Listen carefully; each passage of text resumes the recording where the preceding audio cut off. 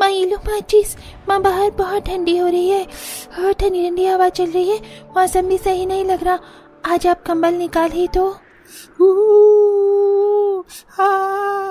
माँ मुझे तो बहुत ठंड लग रही है। माँ जी बच्चे देखो कैसे ठंड में कांप रहे, निकाल लेते हैं। शीतल लैंप जलाकर संदूक से अपनी सास के साथ मिलकर 2 कंबल निकालती है जो कि एक फटा होता है। माँ जी हमारे पास तो सिर्फ 2 ही कंबल हैं, जिसमें से एक फटा है और एक छोटा सा है। इन 2 कंबल से इतने बड़े परिवार का क्या होगा? बहू अभी तो ठंड शुरू हुई है, ज्यादा ठंड नहीं है, ये 2 कंबल काफी हैं।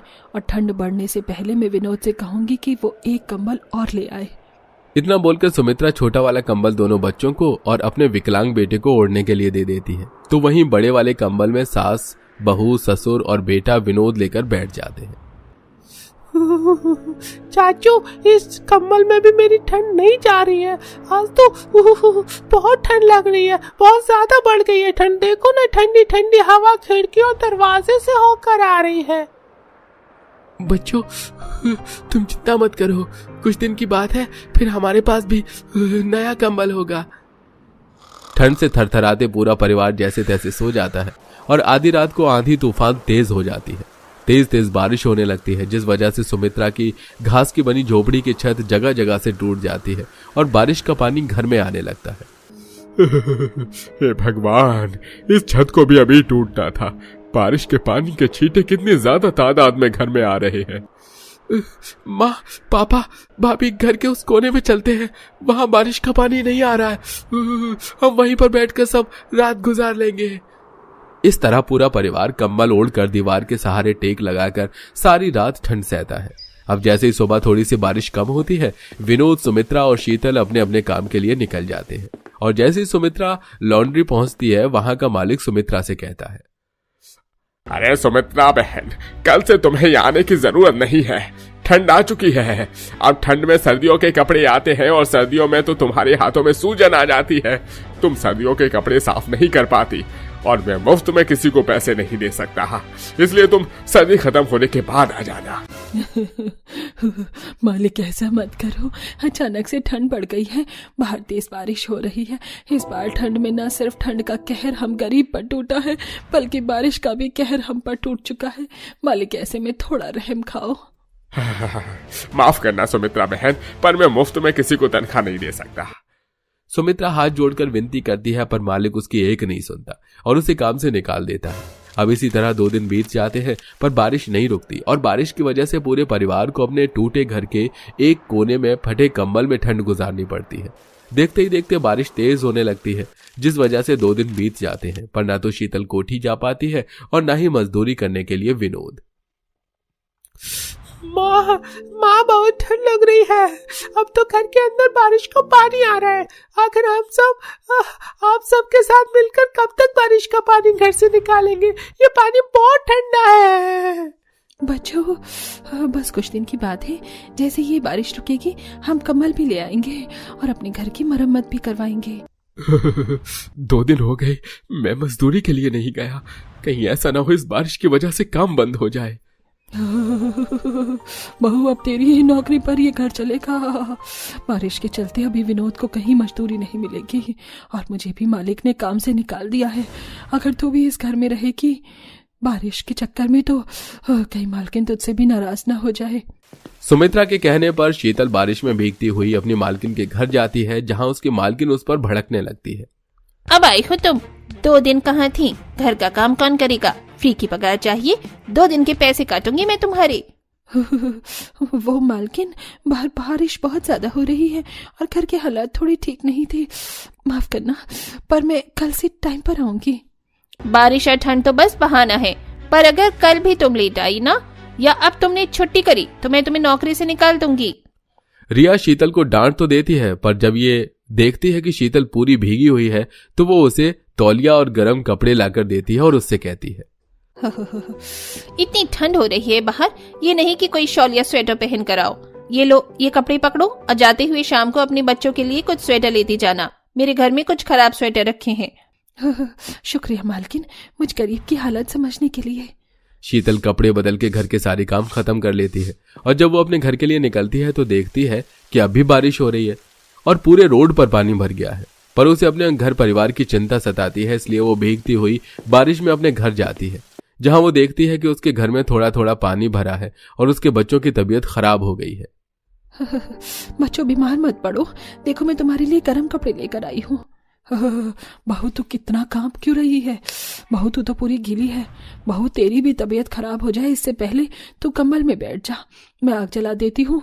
और कल तुझे कोठी पर जाने की जरूरत नहीं है, हम पहले सुबह होते ही दवाई लेकर आएंगे।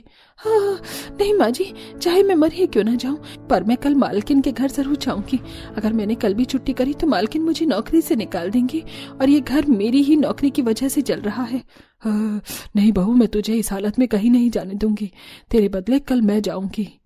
अपने टूटे हुए घर में एक तसले में सुमित्रा आग जला लेती है और ईंट के ऊपर उसे रखकर पूरा परिवार कंबल ओढ़कर हाथ तापता है।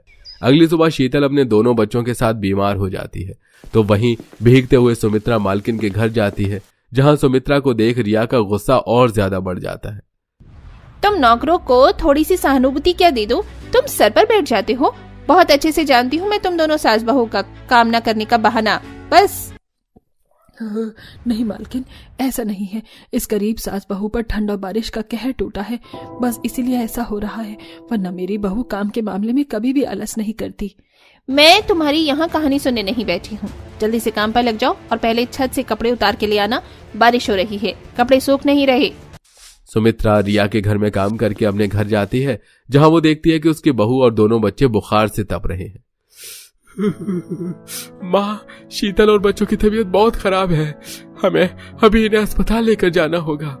पर बेटा, बहू को जो पगार मिली थी उससे तो राशन का सामान आ गया, दवाई के लिए तो पैसे नहीं है। तो क्या हुआ माँ, हम सरकारी हॉस्पिटल चलते हैं। दादी, बहुत ठंड लग रही है, कुछ करो। शीतल और बच्चों की बिगड़ी तबीयत देख पूरा परिवार सरकारी अस्पताल जाते हैं, परंतु वहां पहले से ही इतने मरीज होते हैं कि डॉक्टर उनका इलाज करने से मना कर देता है, जिसके बाद वो सब एक प्राइवेट अस्पताल जाते हैं। पर वहां भी डॉक्टर पहले उनसे पैसे भरने को कहता है और पैसे न भर पाने की वजह से हॉस्पिटल का स्टाफ उन्हें हॉस्पिटल से बाहर निकाल देता है। हे भगवान, तू हम गरीब से क्या चाहता है? अरे थोड़ी तो रहम कर। अगर मेरी बहू पोते पोती को कुछ हो गया तो मैं भी जिंदा नहीं रहूंगी। पूरा परिवार बारिश में अस्पताल के दरवाजे पर बैठकर रो रहा होता है। तभी वहां रिया आती है और उन सभी को अस्पताल के अंदर ले जाती है, जहां वो डॉक्टर को इलाज के पैसे देती है और डॉक्टर उनका इलाज करते हैं। बेटा, तुम इस बारिश और ठंड में फरिश्ता बनकर आई हो, पर तुम्हें कैसे पता चला कि हम यहाँ हैं? माफ करना माता जी, गुस्से में आकर मैंने आप लोगों के साथ बहुत गलत किया। आपके जाने के बाद मेरी बेटी ने बताया कि आप उसकी दोस्त की दादी हैं।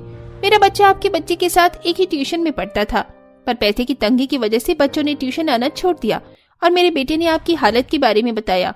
और जब मैं आपके घर गई तो मैंने देखा आपके घर की छत टूटी हुई है, खिड़की दरवाजे भी नहीं है और आप सब घर में नहीं थे। तो पड़ोसियों से पता करने पर पता चला कि आप सब हॉस्पिटल आए हैं। मालकिन, आप बहुत अच्छी हैं। शीतल अच्छी मैं नहीं, अच्छी तो तुम हो, जो ऐसी हालत में भी तुम मेरे घर आई और तुमने अपनी ड्यूटी पूरी की। मुझे माफ कर दो, मैंने जो आपके साथ किया, मेरा इरादा आप लोगों को परेशान करने का नहीं था। मैं थोड़ी गुस्से वाली हूँ पर बुरी नहीं हूँ। इस तरह रिया शीतल और सुमित्रा के परिवार की मदद करती है और उन्हें कुछ पैसे देती है, जिससे शीतल अपने घर की मरम्मत करवाती है और ठंड से बचने के लिए कुछ रजाई खरीदती है। बेटा राजू, तुम आवाज मत निकालना, बाहर कोई जंगली जानवर है। अगर हमारे पेड़ के घर के अंदर आ गया तो अनर्थ हो जाएगा, सबको मार देगा। लोमड़ी के गुर्राने की आवाज। माँ जी, मुझे तो लगता है कि बाहर लोमड़ी भी है, ऐसे में हमारा बाहर जाना बिल्कुल भी ठीक नहीं होगा। हमने बाहर चूल्हे पर अपना खाना रखा हुआ है, कहीं जानवर हमारा खाना खराब न कर दे। बहुत मुश्किल से हमें वो खाना मिला था। 2 दिन से तो वैसे ही हम लोगों ने खाना नहीं खाया था। लगता है इन जंगली जानवरों की वजह से आज की रात फिर से भूखा ही सोना पड़ेगा। आप सभी शांत हो जाइए, शांति बनाए रखने से शायद जो भी जानवर है वो भाग जाए। कुछ देर शांत रहने के बाद जानवरों की आवाज बंद हो जाती है। लगता है सभी जानवर चले गए, मैं जाकर खाना लेकर आती हूँ। रुक जाओ माँ, बाहर खतरा हो सकता है, मैं जाता हूँ। मोहित अपनी माँ के आगे आगे चलता है और उसकी माँ पीछे पीछे। मोहित जैसे ही पेड़ के घर से बाहर आता है, बाहर कोई भी नहीं होता। ममता और मोहित बाहर चूल्हे पर रखा हुआ खाना उठाकर पेड़ के घर के अंदर आ जाते हैं, जिसके बाद पूरा गरीब परिवार खाना खाना शुरू करता है। माँ अभी भी पेट नहीं भरा और खाना खिलाओ मुझे। हाँ बेटा, खिला रही हूँ। श्वेता राजू को अपने हाथों से खाना खिलाती है। आप भी सोच रहे होंगे कि ऐसी भी क्या मुसीबत आन पड़ी है जो इस परिवार को पेड़ के घर के अंदर रहना पड़ रहा था। तो चलिए कहानी में थोड़ा पीछे चलकर कहानी शुरू से जानते हैं। बहू कुछ खाने के लिए है तो कुछ बना लो। नहीं माँ जी, सारा राशन खत्म हो गया, आखिर क्या बनाऊं? घर में राशन का एक दाना नहीं था, जिसके चलते श्वेता और ममता दोनों ही बहुत ज्यादा परेशान थी। इतने में उदास चेहरा लिए मोहित घर पर आता है। अच्छा हुआ आप आ गए, घर में राशन खत्म हो गया, राशन ला दीजिए। अब मैं तुम्हें क्या बताऊं, राशन लाने के लिए मेरे पास पैसे नहीं है। मालिक ने नौकरी से निकाल दिया, उनकी कंपनी बंद हो गई है। ये भगवान, एक परेशानी खत्म नहीं होती दूसरी खड़ी हो जाती है। बिना नौकरी के मकान का किराया कैसे जाएगा, राशन कैसे आएगा? माँ मुझे भूख लगी है, कुछ खाने को दे दो ना। बनाऊंगी बेटा, थोड़ा सब्र करो, अभी कुछ खाने के लिए बनाती हूँ। श्वेता सोती है कि तभी मकान मालिक घर आता है। अरे ओ मोहित, तुझे कितनी बार कहा है कि समय पर किराया दे दिया कर, लेकिन तुझे मेरी बात सुनाई नहीं देती। तूने 3 महीने से मेरे इस घर का किराया नहीं दिया है, इसलिए अब इस घर को खाली करके यहाँ से चले जाओ और कहीं और ढूंढ ले। साहब, आज ही मेरी नौकरी छूटी है, मैं बहुत परेशान हूँ, लेकिन मैं कहीं नौकरी ढूंढ लूंगा। मेरी थोड़ी सी इज्जत रखिए। मैं मकान खाली नहीं करना चाहता, लेकिन कल ही मैं आपको किराया दे दूंगा, ये मेरा आपसे वादा है। अगर कल तक मेरे पास किराया नहीं आया तो तुझे धक्के मारकर इस घर से बाहर निकाल दूंगा। अभी तो जा रहा हूं मैं। शेखर इतना कहकर अपने आदमियों के साथ वहां से चला जाता है, जिसके बाद मोहित को बहुत बुरा लगता है। वहीं श्वेता भी परेशान हो जाती है। ठंड से बचने के लिए उन लोगों के पास रजाई बिस्तर भी नहीं थे। माँ बहुत ठंड लग रही है, कुछ दे दो ओढ़ने के लिए। कुछ भी नहीं है बेटा, मेरा पल्लू ओढ़ लो। श्वेता अपने बेटे को अपना पल्लू देती है। और कब तक ऐसी परेशानियों का सामना करते रहना होगा हमें? परेशान मत हो बहू, एक दिन सब कुछ ठीक हो जाएगा। पूरा परिवार रात में ठंड से कांपते हुए सोने की कोशिश करता है, लेकिन नींद नहीं आती। मोहित भी सारी रात यही सोचता है कि अगले दिन में मालिक को पैसे कहाँ से दूंगा। अगला दिन शुरू होता है और सवेरे ही शेखर किराया लेने आ जाता है। मैंने कहा था ना, कल सुबह ही मुझे किराया चाहिए, ला निकाल किराया। मालिक, शाम तक का समय तो दे दीजिए बस। कभी शाम तो कभी अगला दिन, अब तो तुझे ये घर खाली करना ही होगा। अब मैं तुझे यहाँ नहीं रुकने दूंगा। ऐसा कहकर शेखर उसे घर से निकाल देता है। बेचारा गरीब परिवार ठंड में यहाँ वहाँ ठोकर खाने लगता है। चलो यहाँ से चलते, हमें ठंड से बचने के लिए लकड़ियों का इंतजाम करना होगा, जो हमें जंगल में ही मिलेंगी। हाँ बहू, तुम बिल्कुल सही कह रही हो, चलो जंगल में चलकर लकड़ियाँ काटते हैं। इस तरह पूरा परिवार जंगल में आता है और लकड़ियां काटना शुरू करता है, जिससे वह रात भर लकड़ी जलाकर गुजारा कर सके। लेकिन जंगल में उन्हें लकड़ियां काटते हुए एक बहुत बड़ा पेड़ दिखाई देता है, जिसके अंदर गुफा की तरह बना होता है। माँ जी, मैंने इतना बड़ा पेड़ कभी नहीं देखा, इसके अंदर क्या हो सकता है? ये तो मुझे भी नहीं पता बहू। श्वेता ममता की बात सुनकर पेड़ के अंदर जाने लगती है। अंदर जाने के बाद वह देखती है कि पेड़ अंदर से बहुत बड़ा है, एक घर से भी बहुत ज्यादा बड़ा। ये पेड़ तो सच में बहुत बड़ा है और अंदर से पूरा खोखला है। काश कि हम इसी में अपना घर बना लेते। तभी बाहर बारिश होने लगती है और पूरा परिवार पेड़ के अंदर आ जाता है। अगर हम थोड़ी सी मेहनत करें तो इस पेड़ को अपने घर लायक बना सकते हैं। सही बोल रहे हो बेटा, मैं तुम्हारी मदद करवा दूंगा तो हमारा घर तैयार हो जाएगा। इस तरह दोनों बेटा और पिता मिलकर पेड़ के अंदर ही अपना घर तैयार करते हैं। वह पेड़ के अंदर घर बना तो लेते हैं, लेकिन उनके पास ठंड से बचने के लिए न रजाई होती है और ना ही बिस्तर। हे भगवान, यहाँ तो ठंड कम होने का नाम ही नहीं ले रही, ऊपर से हमारे पास रजाई बिस्तर भी नहीं है। काश की रजाई या कंबल ही होता तो भी गुजारा हो जाता। मुझे तो खाना खाना, मुझे भूख लगी है। राजू के भूख चिल्लाने की वजह से माँ और पिता दोनों को दया आ जाती है। 2 दिन से किसी ने कुछ भी नहीं खाया है, चलो जी जंगल में ही कुछ खाने पीने के लिए ढूंढते हैं। श्वेता और मोहित बाहर आते हैं। वह जंगल में जंगली सब्जियां और फल लेकर आते हैं। एक काम करती हूँ, यहाँ पर चूल्हा बनाकर इस सब्जी को पका लेती हूँ, इसे ही हम लोग खा लेंगे। श्वेता ऐसे बोलकर चूल्हा बनाती और सब्जी चढ़ा देती है। इसके बाद अचानक से जानवरों की आवाज से पूरा परिवार पेड़ के घर के अंदर चला जाता है। ये तो मामूली सी बात थी। जंगल में जानवरों का आना, जब जानवर चले जाते तो वह पेड़ के घर से बाहर आते और अपना खाना लेकर वापस पेड़ घर के अंदर चले जाते। कुछ भी कहो, लेकिन जंगली सब्जियां स्वादिष्ट बहुत हैं। हाँ बहू, ये सब तुम्हारी ही वजह से हुआ है। तुम्हारी वजह से हम लोगों को कुछ खाने को मिल गया। सब लोग श्वेता का बहुत शुक्रिया अदा करते हैं। उस रात वो सो जाते हैं। इस तरह जंगल के अंदर पेड़ के घर में रहते हुए वह जंगल की परेशानियों का सामना करना सीख जाते।